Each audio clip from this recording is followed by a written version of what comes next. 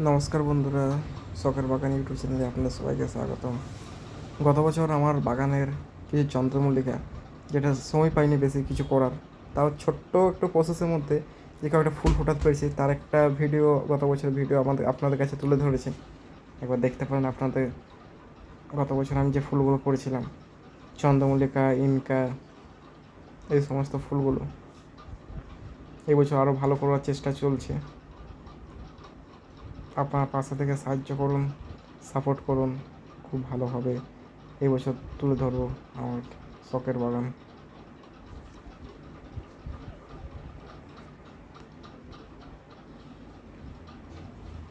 এটা সব থেকে আমার আগের বছর নতুন ফ্লাওয়ার প্যান্সি,